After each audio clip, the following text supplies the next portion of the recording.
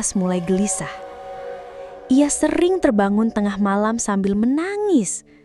Terkadang rumah bukan hanya tempat tinggal, tapi juga tempat di mana masa lalu yang belum selesai masih menetap. Tahun 1998, setelah pensiun dari pekerjaannya sebagai guru SD di kota, Pak Warto memutuskan untuk pulang kampung. Bersama istrinya, Bu Sari, dan dua anak mereka, Sita dan Dimas, mereka pindah ke rumah warisan mendiang ayahnya di Desa Punggur, di lereng Gunung Merbabu. Rumah itu besar, bergaya kolonial Jawa dengan tiang kayu jati yang kokoh. Tapi sudah lama kosong. Dindingnya dingin, jendelanya tinggi, dan halaman belakangnya dipenuhi rumput liar dan sebuah sumur tua. Hari-hari pertama terasa menyenangkan. Pak Warto sibuk memperbaiki genteng dan mengecat dinding. Bu Sari mulai berkebun dan menanam bunga kenanga. Sita dan Dimas bermain di sawah, berlari di jalan tanah sambil menyapa tetangga. Angin gunung yang segar membawa kedamaian. Hidup terasa sederhana dan indah. Tapi kebahagiaan itu tak bertahan lama. Di minggu ketiga, Dimas mulai gelisah. Ia sering terbangun tengah malam sambil menangis. Katanya ia mendengar suara perempuan menangis dari arah sumur belakang rumah. Pak Warto mengira itu hanya mimpi.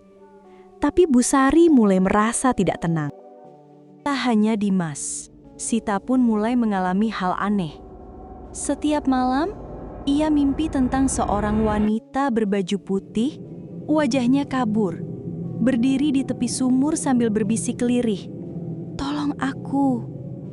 Sita jadi takut keluar saat malam. Bahkan suara gemericik air dari dapur membuatnya menangis ketakutan. Suatu pagi, Pak Warto memberanikan diri membuka tutup sumur yang sudah lama tak digunakan. Ia mencium bau aneh dari dalamnya. Saat menurunkan ember, ia menemukan sesuatu. Kain putih lusuh tersangkut di batu pinggiran, seperti kain kafan yang telah lama terendam. Merasa semakin resah, Pak Warto mendatangi Pak Damin, tetua desa yang usianya hampir 80 tahun. Awalnya, Pak Damin diam. Namun setelah ditanya berkali-kali, ia akhirnya bicara. Katanya, rumah itu dulunya milik Belanda dan sempat dipakai sebagai tempat interogasi di masa revolusi. Konon seorang perempuan desa dituduh menjadi mata-mata. Ia disiksa, lalu mayatnya dibuang ke sumur. Bu Sari meminta agar dilakukan ruatan. Mereka mengundang sesepuh dan beberapa warga untuk berdoa di halaman belakang rumah. Saat ritual berlangsung, suara tangisan itu kembali terdengar. Tapi kali ini lebih jelas, lebih nyata. Dimas tiba-tiba berteriak dan kesurupan. Dengan suara berbeda, ia berkata, "Aku belum tenang, jangan tutup sumur itu." Semua yang hadir gemetar. Tangisan itu bukan halusinasi. Keesokan harinya, keluarga itu membersihkan area sekitar sumur. Di semak-semak tak jauh dari sana, mereka menemukan sebuah batu kecil berlumut. Ternyata itu nisan lama, tanpa nama, hanya ditandai tahun kematian. Mereka membersihkannya, menabur bunga, dan mendoakan almarhumah. Sejak itu, suara tangisan tak pernah terdengar lagi. 20 tahun telah berlalu. Pak Warto dan Bu Sari kini sudah sepuh. Sita dan Dimas tumbuh dewasa, kuliah, dan bekerja di kota.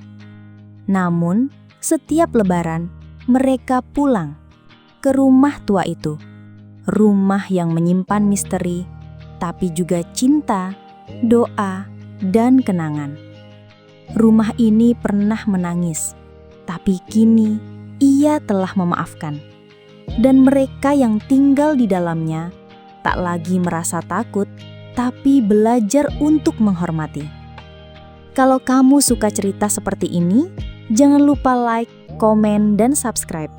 Ceritakan juga di kolom komentar, apakah kamu pernah mengalami hal serupa?